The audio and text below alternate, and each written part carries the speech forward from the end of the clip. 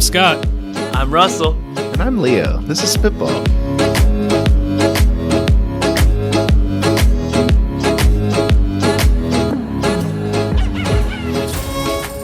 Welcome to Spitball, the pitching kitchen, where three mouth breathers, that's us, empty our heads of startup and tech product ideas that we have stuck up in there so you can all have them for free.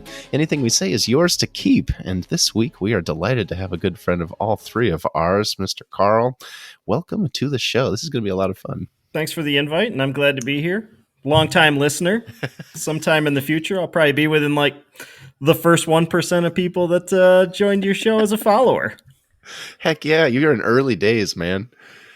This week, we're going to be kicking off the show by playing a little game that we're going to call Best of AliExpress. So we're going to take some turns here where we have two actual products from either AliExpress or Wish.com. For those of you who don't know, Alibaba, the giant conglomerate from China, is known for medium to low quality stuff that you can get in 6 to 8 weeks if you're patient, but you can get for dirt cheap here in the States. I'm a Temu man Temu now, man. actually. I didn't even check Temu for these products, but we're going to give you two actual products and one that we just made up here.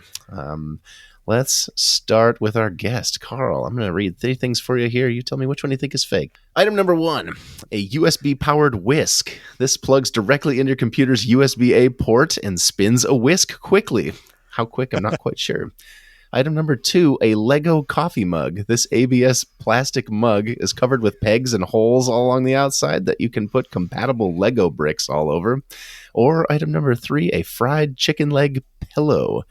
It's what it says on the tin, a giant stuffed chicken wing, but it's a pillow. We got whisk, Lego mug, or fried chicken. Which one's the actual product? My opinion here is that the Danish people own Lego. And they're not normally very stupid. So my pick is that the Lego is fake. What if it's a Mega Block mug? Would that change your opinion? Yeah. China's not very famously litigious. Unfortunately, it was the USB-powered whisk, which I made up. Really? I'm glad you all enjoyed that, though. Feel free to take that idea, anyone and everyone. That was one of like, that's probably online somewhere. I could see that. Thanks. I'm glad you enjoyed it. Scott, you're up. Number 1, a fanny pack with a print of a photograph of a beer belly gut, so you can wear it on the front. That's real. Number 2, the pimple popper toy, a silicone nose with holes in it, and when you squeeze it, goo comes out. Probably Or number real. 3, the ego boosting mirror. This is a small LED makeup mirror that has a proximity sensor and a speaker, and it speaks affirmations such as, "You look great," when you approach. Oh, man. We've got fanny pack with beer gut, pimple popper toy, or ego boosting mirror. I think I gotta go with the ego boosting mirror. Wow, it's hard. That is indeed the one that I made up. Well done. It's 1-0. Russell, imitation grass flip-flops. They're normal white flip-flops, but along the top part that your foot comes into contact with is just artificial turf for some reason. An item titled Food Safe Shower Sponge, a hot pink sponge pictured being held by a smiling woman standing in a shower, wearing a towel, washing a dish. Or the Suture Training Kit, a wobbly silicone slab about the size of a deck of cards with various slices and gashes in it so you can practice stitching them closed. What was number 2? Flip-flops, safe shower sponge, or Suture Training Kit. Food safe. Absolutely right. Oh! I made up the description. I tried to be specific in details, hoping you wouldn't notice, but yeah. It sounds right. That's the kind of thing that it's what I picture in my head for AliExpress, right? Yeah. Carl, number 1, a disposable phone charger, a power bank about the size of a D battery with a permanent 6-inch old-style iPhone lightning charger coming out of one end and nothing else. There's no way to recharge it. It's one-time use only. I assume it has an alkaline battery inside. Number 2, long bendable hose funnel on one end, a large opening, and on the other, a funnel for peeing into a bottle on long road trips. And number 3, a nail printer, a $500 white cube, roughly the size of a basketball with a touchscreen on the top. Apply a fake nail, place your finger in the hole in the box, select a design to be inkjet printed onto the nail. Whoa. We've got disposable phone charger, peeing on trips hose, nail printer. I want 2 of those. I'm not going to say which, though. Don't tell us which. Nail printer. The nail printer is real. Whoa. I imagine it doesn't work very well. Which one isn't real? I still want to try it. The disposable phone charger is something I made up. I imagine there's not enough juice in a D battery to get you too far. Scott, a novelty Amazon cardboard box the size of a dice.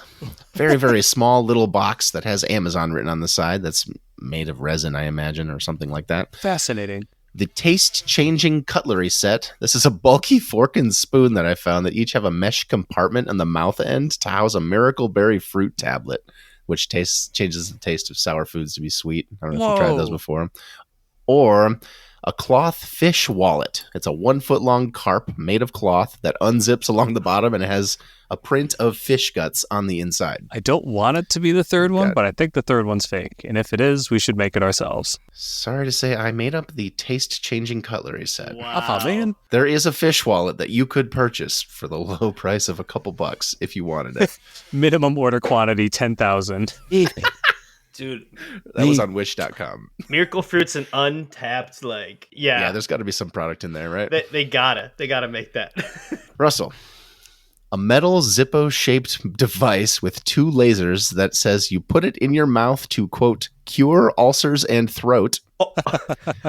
2, glowing red LED truck nuts that go under the back of your bike seat. Or 3, aromatherapy earplugs. This is a set of 12 foam earplugs that come in lavender, lemongrass, or rosemary. Oh my gosh. We've got the Zippo mouth ulcer thing, truck nuts for your bike, or aromatherapy earplugs. I'm sorry. Earplugs that smell good? Yeah, they come in 12 each. Your choice of lavender, lemongrass, or rosemary. Essential oils, man. It's all the rage. That's gotta be real. I just never thought to shove them in my ears. That's all. I feel like the truck nuts market must have like exploded and people were like, all right, how do we expand our market? So that's got to be real. So I'm going to go with number 1, the light in the mouth. I'm delighted to inform you that aromatherapy earplugs do not exist, but the metal Zippo thing does. I have to show you this photo. It is incredible. We'll put it in the show notes. Good Lord Almighty, it is wonderful. It doesn't exist anymore. I had to find it on the Internet Archive. What, the market for that isn't there? Guys, aromatherapy earplugs, though, are freaking genius. You like that? Yeah. Thank you. The essential oil, like, world, like, oh, just dip earplugs into essential oils and you got a lavender, heals your headaches instantly. Oh, Look at that. Oh my God. whoa. It's like, so we're looking at a $38 device that looks like a woman shoving a lightsaber down her Why throat. is her mouth so wide? Why is her mouth The so open? USB type low-level laser therapy apparatus for the Orla, ulcer, and throat. Home treatment. Dude, it looks like Oh, a lightsaber. Like, It's good shit. Guaranteed to remove ulcers and give you cancer. That too could be yours if you have access to a time machine. All right, who's up first this week? Well, we got to do drop shipping. Like, everybody's got to do a drop shipping business right there. All right, Russell, as the winner, I think. Who won? I didn't even count. Russell wins. Russell wins. Sure. You go ahead and go first. What do you got for us this week? All right, guys. So I don't know. I just watch a lot of videos lately on TikTok, or it shows up in my newsfeed, right, of packages getting stolen on Amazon. Amazon packages, common problem. A lot of famous YouTubers, Mark Rober, creates different ways to combat these thieves. All right. I'm also personally having issues where Amazon packages get soaking wet because I don't have like a roof over the front. So packages get dropped off and they get wet. My idea is a bag, a small bag that allows Amazon delivery drivers to drop a box into this bag, and they close it up and it's like a one-way lock, right? Throw it in the bag, you close it. Amazon's happy because they don't have to deal with less. They can deal with less theft. The Amazon driver can show that it was sealed. It keeps it a little waterproof, reduces theft, and then you just, unlock it, right, with a simple combination code. I tried looking for this, but everything out there is like a giant box, like for packages. I'm like, no, I don't want a box in front of my house when packages arrive to not get stolen. So here's a bag, you just throw it in the bag and leave. That's it.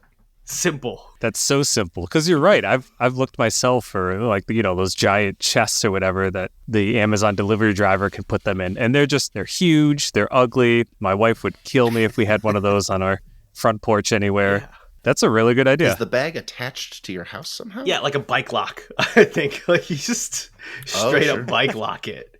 I think Amazon should pay for every Amazon, like you put Amazon Prime logo on it, boom, comes with your membership. Every year you get a new bag. It doesn't last very long, but it reduces theft. You expect your Prime users to have a big subscription.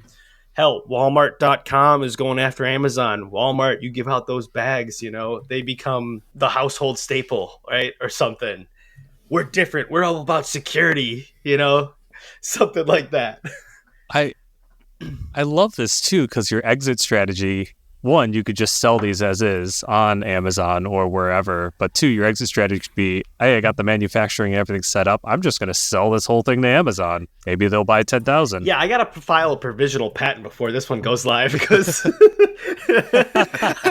No, I mean, I want somebody to take this, right? I want somebody to build this because I feel like it's a no-brainer $25 bag that I buy on Amazon, and it just... Get them on AliExpress. They'll be $4 each. It'll be great. Yeah, it's just peace of mind, You may never have had a package stolen. Would you call it the package sack? The package sack. The package sack. Pack sack. Dude, that's a great name. The sack, the box sack. Instead of the box sack.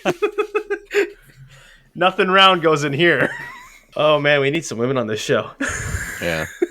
I don't think you need anything that crazy though. Like even if it was just a burlap bag, like that's still going to be enough to deter people from trying to open a freaking burlap bag on someone else's porch. You see all these videos of someone just like walking up, grabbing a package and walking away. I think if you added 5 to 10 seconds of inconvenience to them, that would be enough to deter most thefts here. Especially the people with the Ring doorbells that are like, even with those doorbells, they're just shamelessly stealing them and walking away. You get like 5-10 seconds, hypothetically. Like if they have a knife and they came ready to go, right? You'd still capture that. I think a little bit more. It's a pain in the ass to steal, like in general. So why, if it's a little bit harder? Not that I have any experience stealing. Okay, it's just seems like sure, Russell.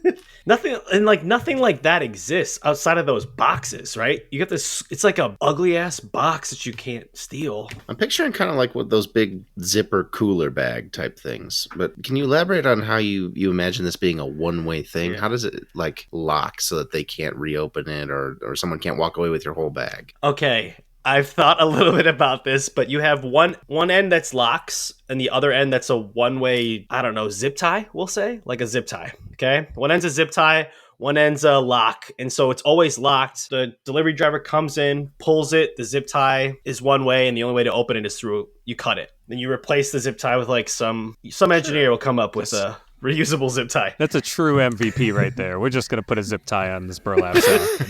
50 zip ties, call it a day, When I was Googling this a while ago, have you ever seen those gates? I don't know, it's the craziest thing. There are some gates out there with 3 different locks, and any one of those 3 locks will unlock the gate, but it's structured in a way so that one lock opens the whole gate. No, I'm trying to understand that. So I'm picturing burlap sack with different compartments in it, so I can put multiple packages inside of the same one. Oh, I gotcha. Yeah. I mean, you could do 3.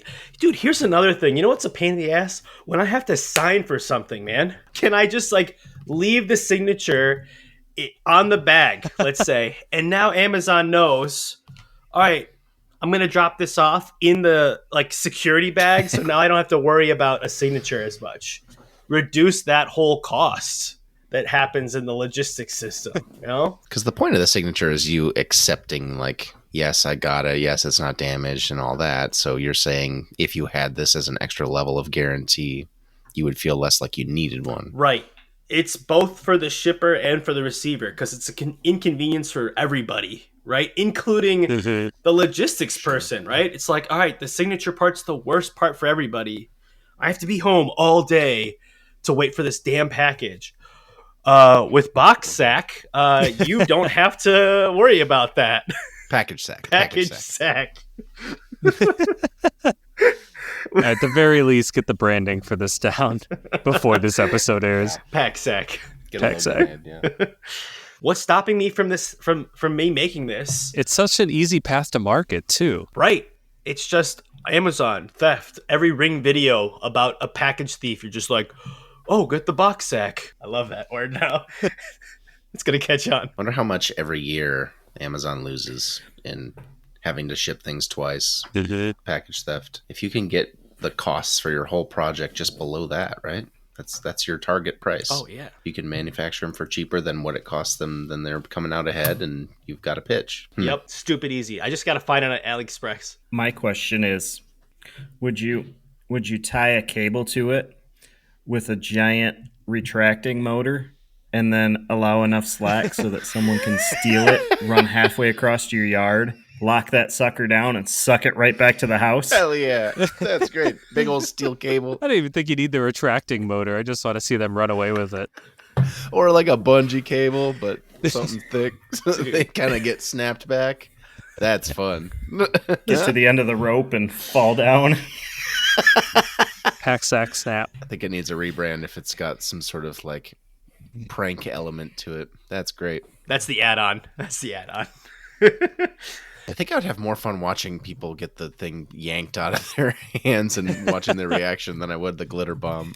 That's fun. You know, it made me think too, like maybe you get rid of the whole sack component and it's just the Amazon delivery driver just stabs a pencil or like the locking mechanism, not pencil, a lock into the box, right? I know this is crazy, but like making it easier, right? Because a package driver is like, all right, I'm here, like punch card. It clicks in. It doesn't. It's hard to retract out, like those drywall screws. You know. I'm just picturing my new 70-inch television with a stab going right through the middle of it when I open it. Yeah, you have steel cable to some sort of lock that can be detached on the end, and on the end is like a very high bond, 3M sticky thing where it kind of adheres to the box. You just throw the box away with the reusable pad or the disposable pad. And you've got, way cheaper version. A tether. A tether. Yeah. Yes. That you have a key for. Then you could have the tether run over up the side of the house to a giant barrel full of building bricks. And when the tether gets to the end, it releases the trigger on the barrel full of building bricks. That falls down 2 stories to the ground and pulls that thing right back out of that guy's hand. Is this a Roadrunner skit? What if when the delivery driver drops off your package, it triggers the tether to suck the package up to the second floor of your house? That's fun. Your package is like bear bagged up at the second floor of your house. Hoisted. And no one's going to steal it. The bear can't take the goods, man. You're just pulling all your deliveries in the second story window. That's wonderful. And you can have a bunch of barrels of hot oil to pour on your enemies. Just murder holes on the side of your house. Dude, tie it to a piano and you got a full Looney Tunes sketch. Like, just a little legal disclaimer. I'm not advocating at all for anyone setting any booby traps. It's not a trap until someone gets hurt. That's what the law says, I'm sure.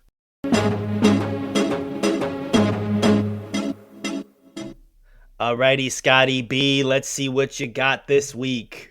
All right. In usual fashion, I have I started with a half-baked idea, and then I put it into ChatGPT, and it finished it for me, which I was like, that's pretty cool, actually.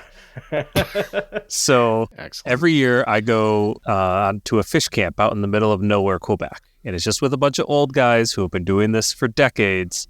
And all of these guys are absolutely convinced that in these dozens of huge lakes we go to, there are only like 3 spots that you can catch fish. What I want to do is come up with a data-driven way to determine where optimum fishing spots are instead of just some old guy's gut feeling because he caught a fish there in the 70s. So this gets a little more elaborate than my past ideas, but what I'm thinking is that you take whatever kind of fish you were trying to catch. In our case, it was bass. And I'm going to release 100 bass into a couple of these lakes.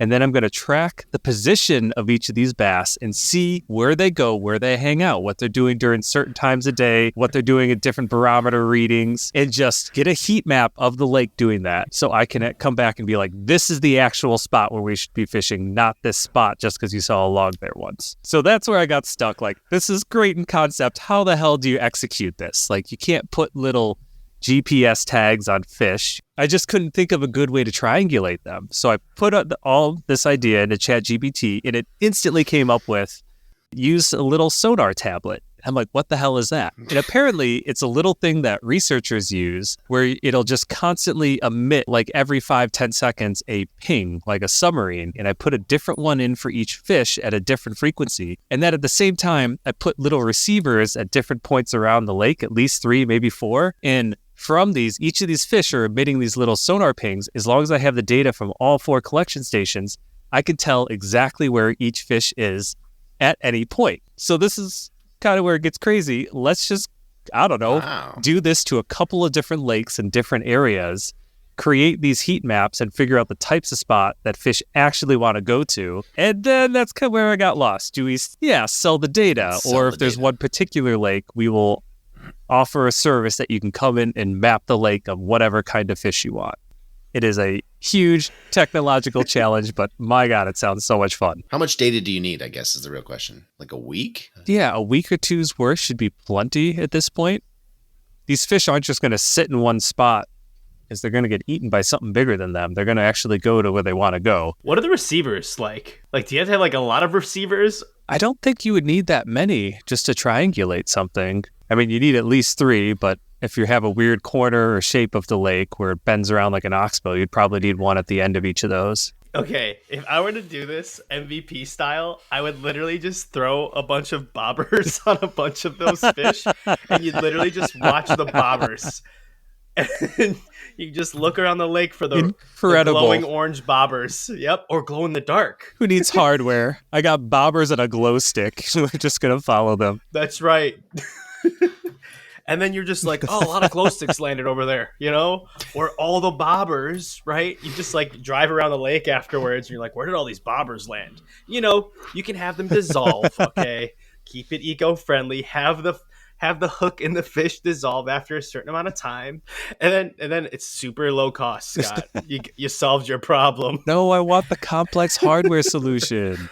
I mean, it doesn't work if there's like current. Fish's arch nemesis, current. There's so many factors, and every single person I fish with believe they are the most superstitious bunch about every little thing affects every possible way to catch fish. Oh, so it's just a bunch of hoopla. It's astrology. It's essentially astrology in a aluminum small boat. Have you guys heard of SOSUS? No. So like during the Cold War, the U.S. wired the entire North Atlantic for sound. So there's this microphone array to listen for Soviet submarines. So what if you did something that had like 3 or 50 sonar buoys all across various lakes that then sent out a ping and then mapped where the fish were on any particular day at any particular time, and then mapped them on a web page that then said depth, water temperature, and where they're congregating. There you go. That's great. You just drop a few mics around in the various spots of your little lake there. One of the arguments that we've had up there is we struggle with fish finders before. I thought it was really cool, actually. It's like a floating fish finder, and you cast it into the middle of the lake, and it maps out the bottom of the lake, and in theory also acts as a fish finder. It did not work at all on these lakes that we were on. There was just too many weeds and logs, and it was saying there was fish everywhere, and when you can just clearly see that there's nothing. And I think that would work really well on a larger lake. I don't know about these smaller Quebecian ones. There's got to be some way to detect movement then, right? Like vibrations of the water? Is LiDAR? Isn't that light? LiDAR's light. Dude, they're on Roomba vacuums. They clean my house. Can't they find some fish? I'm just going to go to the lake and drop a Roomba in and hope it maps it real quick before it sinks. I mean, it's halfway there. Just waterproof a Roomba. There you go. You could just see a guy out trawling for fish somewhere on some lake with like 50 Roombas going around him in circles. Doesn't iRobot, the company that makes Roombas, has a pool cleaning one? We're like 88% of the way there. Tells you where the fish are and cleans the bottom. Scott, there you go. Fish researchers buy this up, dude. You got multi-markets here. I want to track fish behavior. Use our LiDAR. Or sorry, whatever it is. Yeah. Roombas. What? What if the Roomba was shaped like the fish you're trying to hunt? Then it could swim with the fishes. The fish mole. Yeah. So then it just swims around until it identifies, hey, there's what I am. And then it follows that fish at speed, at depth, and then just lives with that fish until it finds more. And then it says, oh my gosh, there's a bunch of us. And then it sends up a little bobber up to the top and then calls the fisherman there and says, yo, over here, this is where you want to drop your hook. This is Fish Terminator. Like, you send a Terminator, and then Skynet, which is humans, come and attack all the fish. Hello, fellow fish. Where are we congregating today? The fish mole. The fish mole. Okay, what about this? Could you... I don't know, if fish congregate in certain spots, they gotta be pooping the whole time, right? Can't you just find the piles of fish poop in the bottom of the lake and just be like, oh, a lot of poop here, and somehow track it that way? I didn't think I'd be Googling, does fish poop float today? It doesn't, it dissolves. Haven't you ever watched him at the dentist? Know exactly what you're talking about, Carl. I think everybody else knows. Yep. The long trail. It's the longest dingleberry of all time for a fish. But then the end of it just kind of dissipates. So what if you feed a bunch of fish like a tracker, like poop tracker? I was gonna say maybe you could sense the difference of the poo water and like map it. Like sample it as you go in like a grid pattern and sample the water, looking for the high concentration water of poo water. Yeah, like you build up too much ammonia in an aquarium, so that's why you have to switch it out. You probably could have some sort of detection. You know, it's just like those people that hunted for COVID in the wastewater streams. Oh. You know, maybe that's what you need to do. You give the fish a virus, and then you can look for it in the lake. And where it's concentrated, you know that's where the virus is. So I got to catch all the fish first. Or you could make... What if you could make the poop float all of a sudden, okay? Okay, hear me out. Now all the fish poop that floats to the top, you're like, found the fish. It smells like fish shit. Like, I like this. Yeah, you need a bait that changes their diet to be more fatty so it floats up. There it is. Or some Chipotle or something and just sprinkle it in. Throw some lighting element in there, so you throw the night light on. Fish shit floaters. Find. That's what I want to eat too, is a fish that you've given a different diet so that it's poo floats. I'm sure that hasn't tainted the meat at all. Does that count as a GMO? Does that count as a GMO? And what's great about it is you don't even have to catch any fish, Scott. You just you just fill the lake with all this like pig slop, floating fish food, pig slop, right? With what are those? Luminofluorescent? Do you know what I'm talking about? There's some biofluorescent, bioluminescent. That is so fascinating. Could you create a heat map of a lake that like you could see at night? Maybe something that emits some ultraviolet or IR thing. And just feed the fish. And feed it to the fish and make a heat map of where they're at. What if you fed the fish tritium dust? Does tritium come in dust form? Well, I mean, you can get it in a hard form. I mean, it's. I assume that you could dust it because I mean they use it for like gun sights. It lasts for like 20 years. So why couldn't you grind it up and feed it to the fishes? What's tritium? It's a radioactive isotope that glows in the dark by itself for like 10 years. Oh, so it goes away in 10 years? No, not really. It hangs around for about 100. We're just gonna chum the water with it. Oh, I think I would rather eat fish that was eating pork than fish that was eating tritium. Have you had tritium fish though, Leo? That's true. I shouldn't knock it till I try it. I'll do anything once, right? That's right. And that you would do once.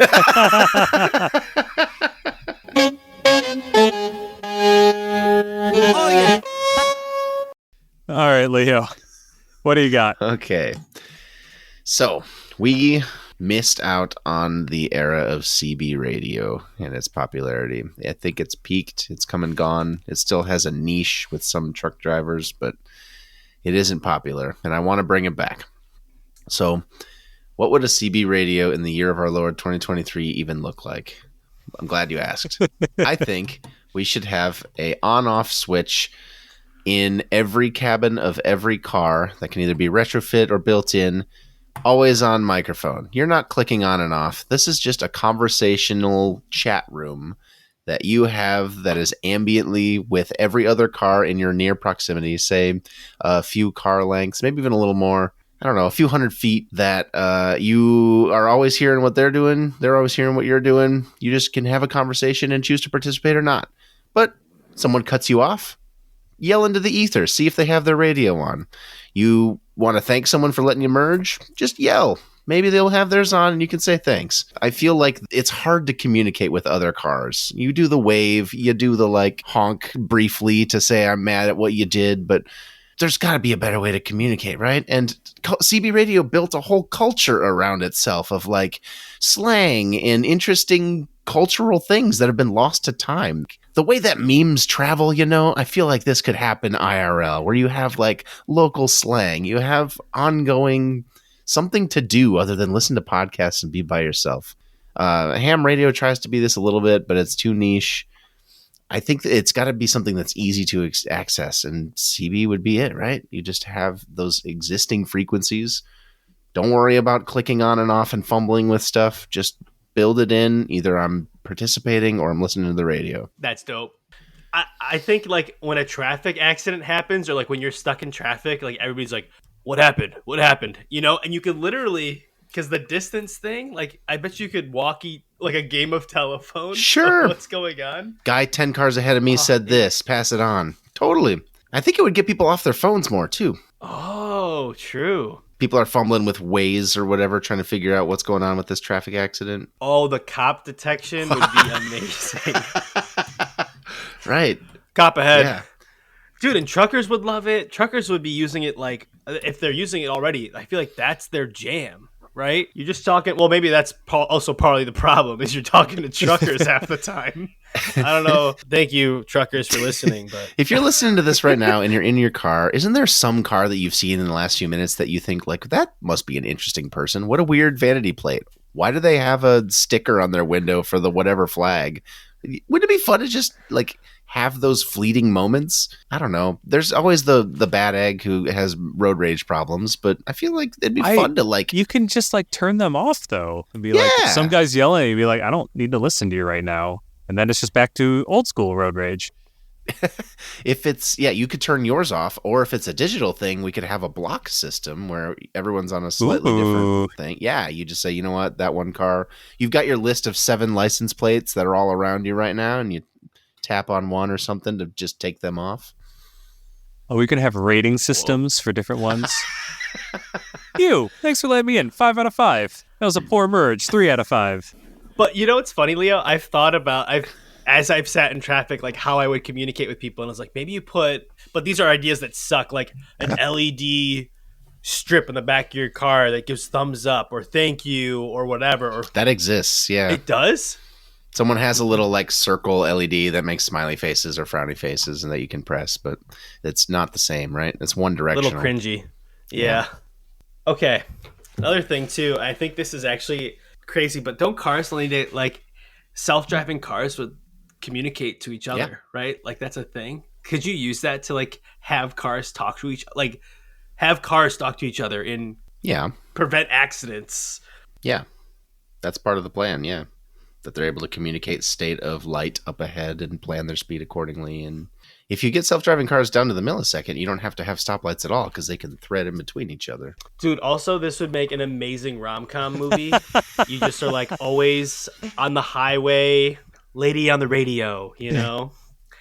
I leave work every day and we just always hit it off. We There always you meet go. up around exit 40 and Do you have like codes? Like you have like that's a whole culture, right? Like you have your own call signs and stuff? In ham radio, yeah. CB people would make their own like slang names for each other, but that was just anyone could have one for any reason. Ham radio, you have to like take a test for and get licensed and get a call sign and all that. Oh, so what's CB radio? Is it just like It's a walkie-talkie for a couple of different channels for anyone who's got a truck. Like I don't think you need a license. I'm pretty sure on that. No, I don't think you do. Yeah, no, you don't need a license. We should all get CBs in our cars. That way we can talk to each other around town. That'd be fun. I'd love that. oh, it'd be awesome.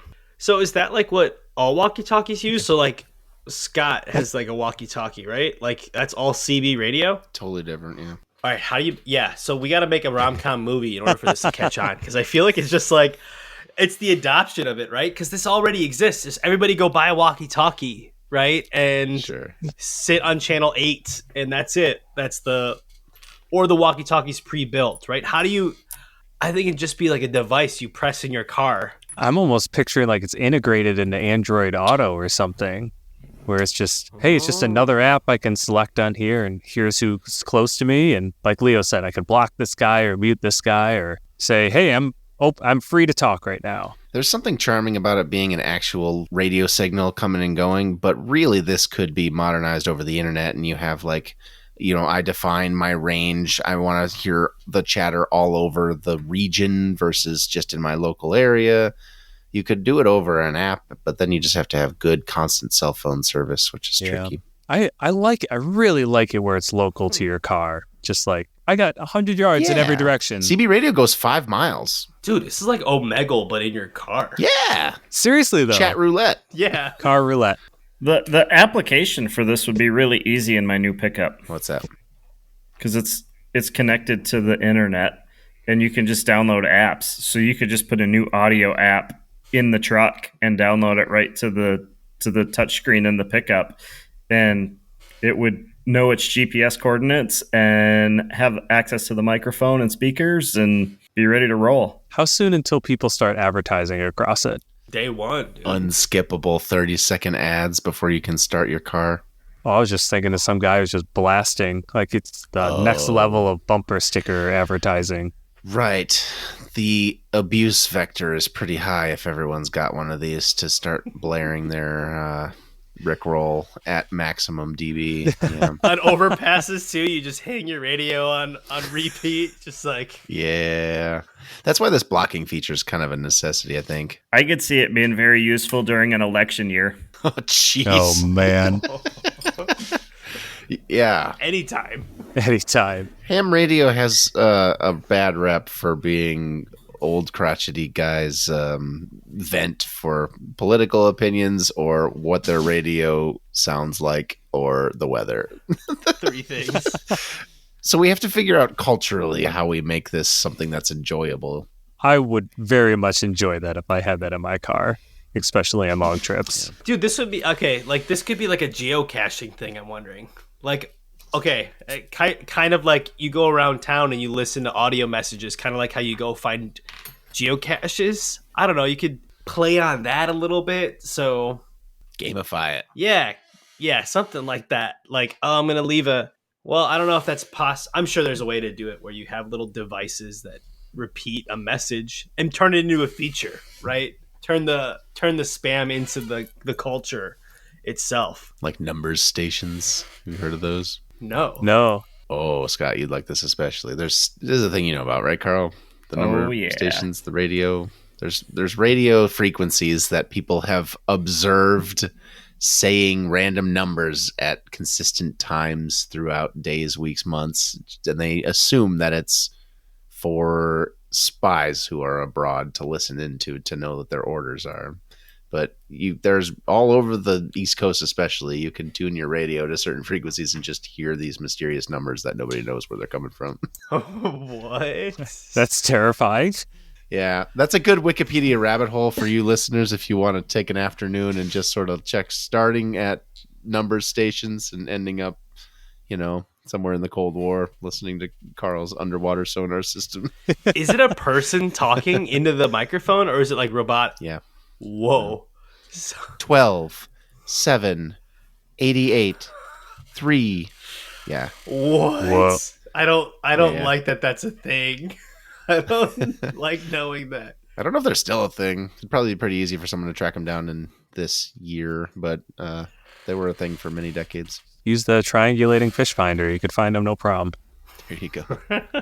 Wait, you can't find people, right? You can't No, you're good. there's no way to track like the signal. A sport in amateur radio is called foxhole hunting, and some Saturday some guy will go find like a Denny's or sit in his car in the middle of nowhere, and every pre-agreed upon interval, so I will broadcast for 30 seconds every 10 minutes, and it's the first to find him wins. And it's practice so that if somebody is being abusive and the FCC wants to take a tower down or whatever, they can find them. But yeah, you basically have directional antennas. Oh. So you're doing the like trying to figure out where it's coming Like from, the stick when you're finding water. Yeah. Right? It's like pulls you.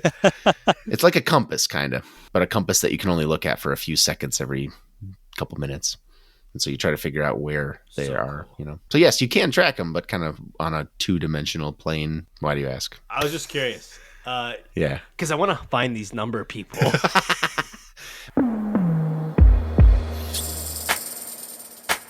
All right, Carl, what do you have for us this week?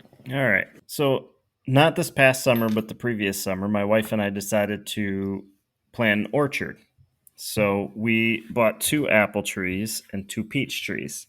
The apple trees, not doing so hot, but they're still alive. They're still green. One died, but we replaced it, and it's kind of limping along. But the peach trees have been just booming. So the first year we put the peach trees in, we got a whole bunch of peaches growing on them, looked great. And then within like middle of August, within like one day, all the peaches were gone on both trees the first year. And it was like we couldn't figure out where'd all these peaches go. So then this year, we had like a bumper crop. Like I'm talking between the two trees, we had like 300 peaches gone. What? 2 weeks, August, like one day they were just gone off the trees. So there's some type of animal that's eating the peaches, and we're pretty sure it's like a squirrel or a bird or who knows what. So that's been very frustrating. So we're like, let's do some bird nets, some bird nets, and I bought like an eagle and I bought an owl, and I'm like getting irritated, and I'm trying to figure out what to do with my garden. Additionally, the apple trees aren't getting the right type of water or enough watering or the right water timing, so we've had this water issue. So I was thinking that I like artillery cannons. Like those things are awesome. Like they're sweet. They shoot things. Like this is awesome. So I thought, what could I combine to take care of my watering issue and my animal issue at the same time? And so I thought, what if I made a multi-axis laminar flow water cannon that could shoot water in a pattern wherever I needed it?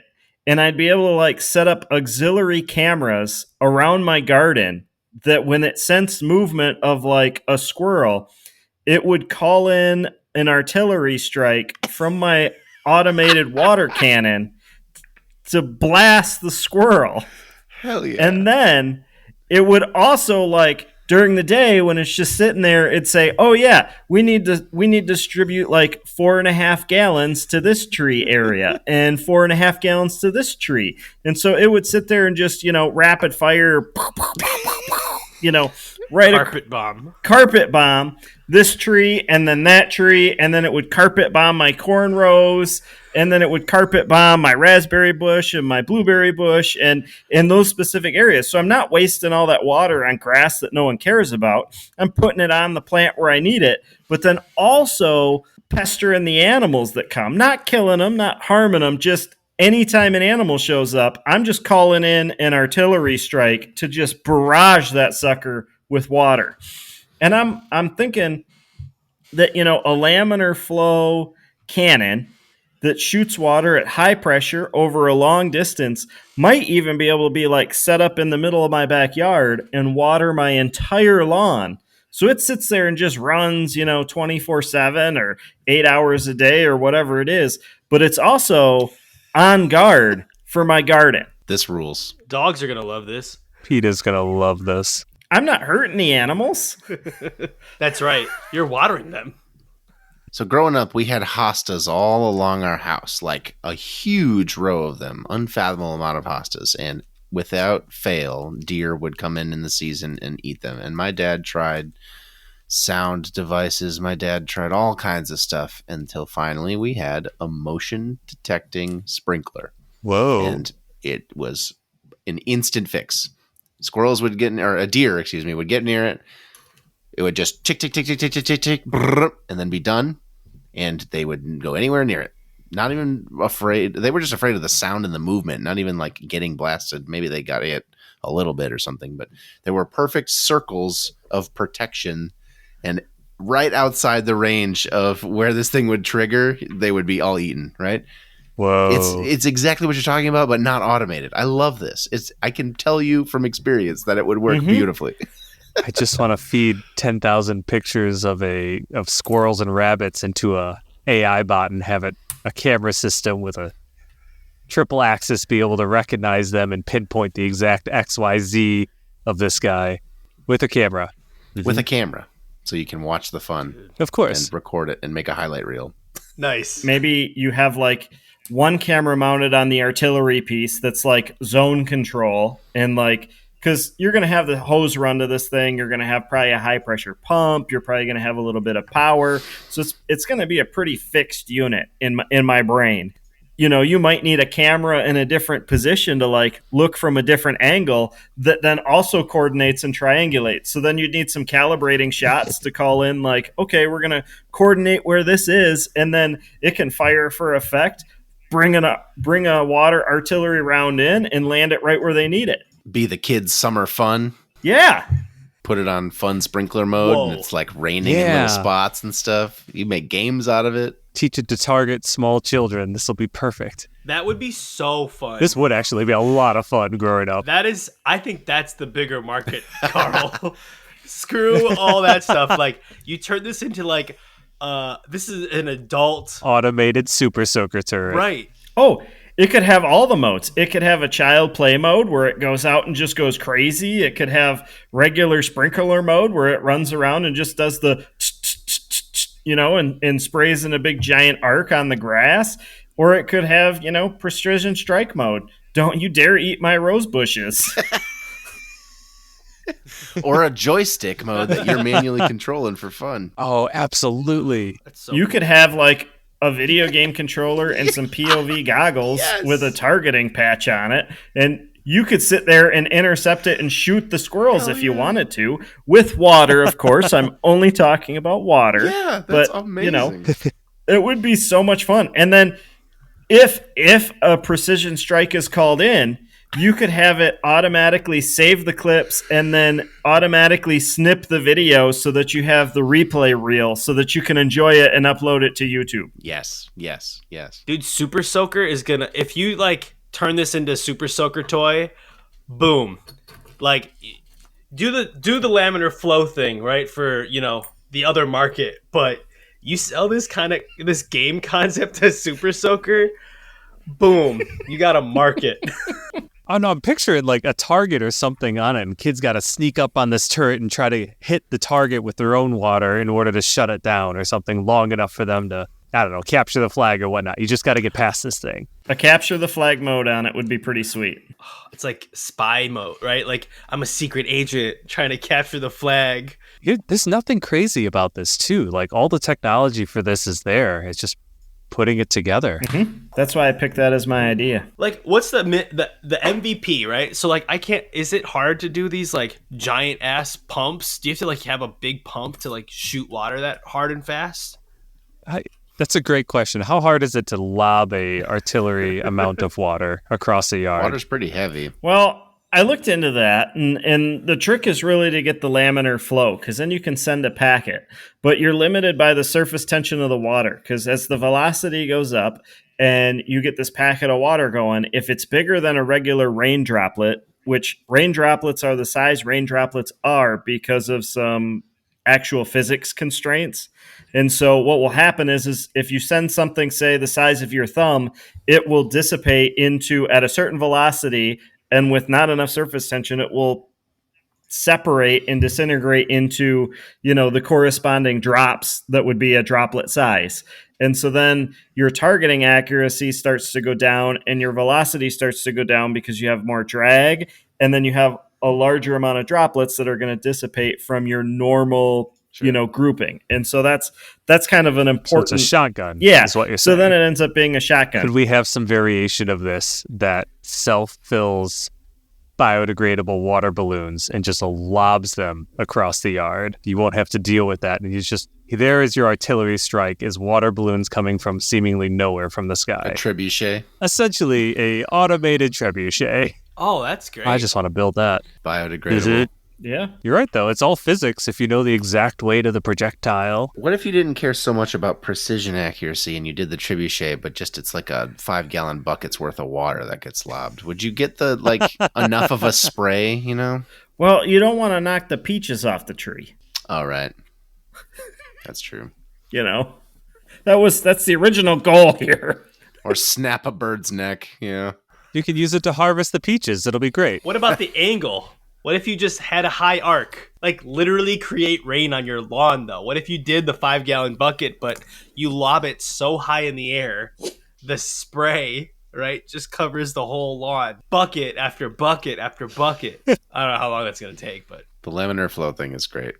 Yeah. I don't know. I like that idea. I like making rain on my lawn through one trebuchet. I've never imagined laminar flow that has a brief on-off. Like... The only time I've ever seen laminar flow is when it looks like a solid pillar because it's constant, but I've never seen intermittent laminar flow. Well, I guess there's jumping fountains that sometimes look kind of cool where they've got... The splash pad. Yeah. In downtown Holland. Yeah. They're always a little disturbed though. Those really precise videos of jumping fountains that are like the splash pads where they're,